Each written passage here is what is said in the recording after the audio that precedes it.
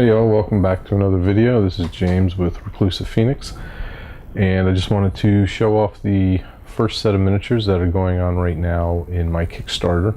There'll be links down below, but this is just to review the 5 initial miniatures that are going to be part of that Kickstarter, and just to kind of show off what they look like and what kind of quality you can expect. So what you see here are 5 of the Elite Deep ones. These are, I guess, the top of the hierarchy when it comes to deep ones in the world of Slumbering Oblivion. So they're the most intelligent of the deep ones, and they can not just wield the daggers and knives and swords as you see here, but they're also intelligent enough to use energy weapons. And in a second I'll show you the alternate configurations. So starting with our number 1 guy here. This is what he looks like with the knife, and then I have an alternate configuration here with the blaster. And in the package comes both options. It's nothing you have to buy separately or anything. Actually, if you want to see what the packaging looks like, this is how it'll come. So you'll have the main body and then a sprue with the arms and hands, and then you have the option to either outfit them with, actually that's not even the right guy. So you have the option to outfit them with either the knife or the blaster, and there we go.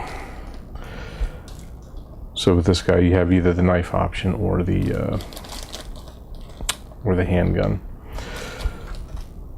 So that's the first one.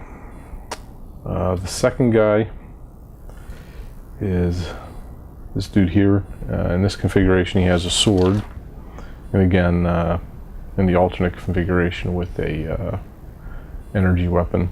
All of these guys have similar type of energy weapons, and no, these are not based off Guardians of the Galaxy. This is actually going further back. If you've ever seen the old Disney movie Black Hole, this was kind of the configuration of the weapon they had there. So that's where the inspiration for that came from.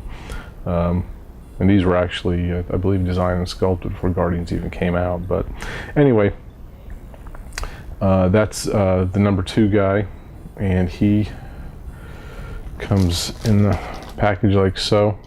And again, there's minimal amount of assembly. It's really just the arms and the hands.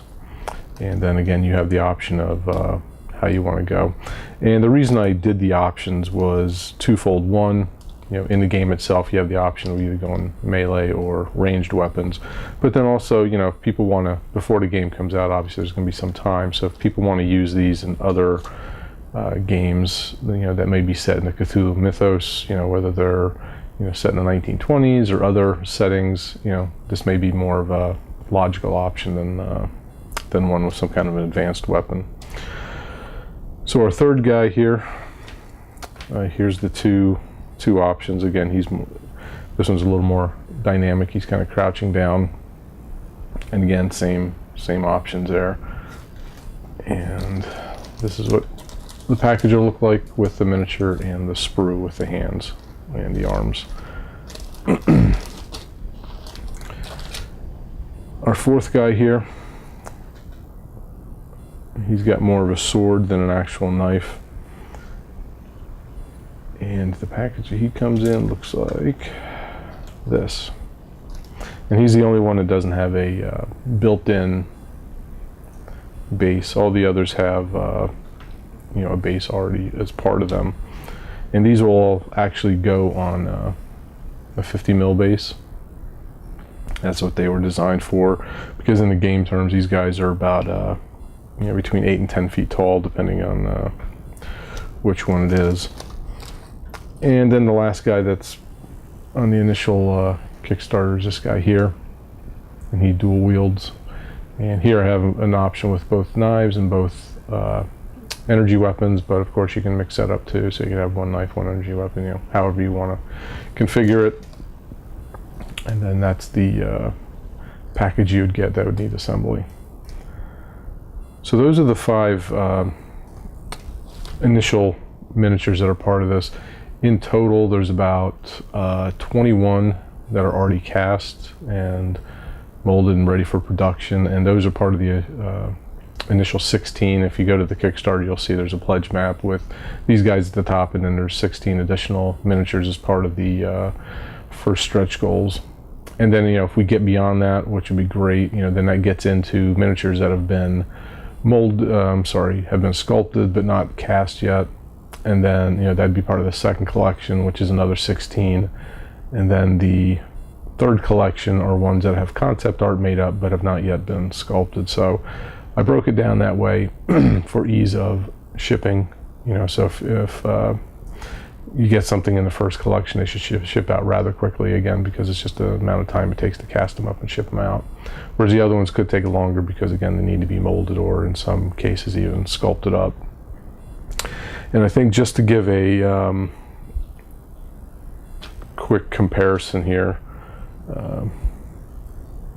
to a miniature range that a lot of people are probably familiar with. This here is one of the Space Marines, and this is kind of the which I get scale wise. Again, these guys are larger than a standard human, so the scale matches to what you would expect for, say, a Space Marine who's a giant human.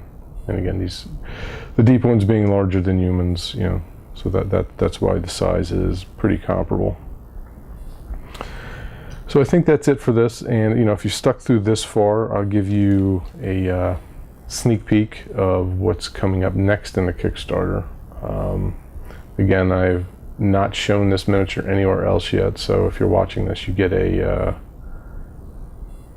sneak peek. This is a Cthulhian Warlock, and these guys in the game, they're called Warlocks, but they don't use magic per se. It's actually psychic energies. They tap into Cthulhu's powers, and here's one I painted up.